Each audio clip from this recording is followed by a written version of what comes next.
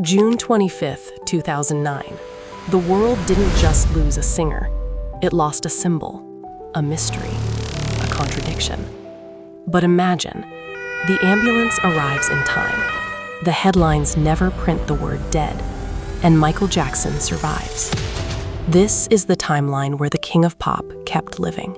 Rehearsal footage, dim lights, a tired but focused Michael on stage. He was preparing for This Is It. In our world, it became a farewell. In this timeline, it becomes a resurrection. London, opening night. He walks out, not as the flawless 1980s phenomenon, but as a 50-year-old man fighting time.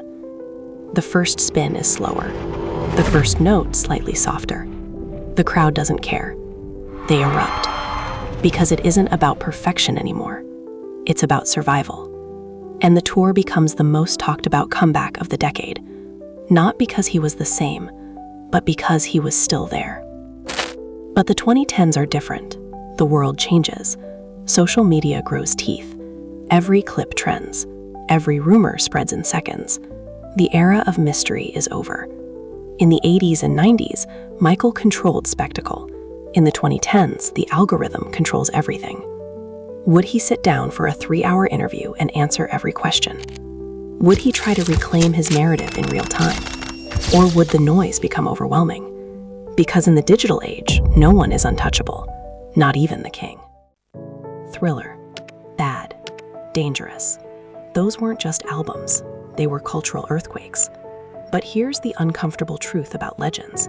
They stay perfect because they stop aging. If Michael Jackson kept releasing music, would we compare every new song to Billie Jean? Every performance to Motown 25? Would we celebrate growth or punish decline? Living legends don't get preserved. They get measured. Away from the stage, there's a quieter question. What does it feel like to be the most famous person alive and still feel alone? Fame doesn't shrink with age. It follows you. Through airports, through headlines, through sleepless nights.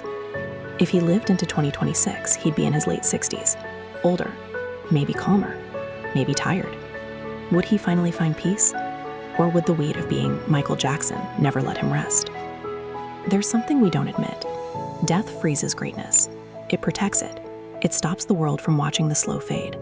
If he lived, we would have seen the wrinkles, the vocal strain, the quieter applause. And maybe that's more human. Maybe that's more real. But it's also harder, because immortality is cleaner than reality. So here's the final question. Did Michael Jackson become eternal because he died? Or would he have become something even more powerful if he lived?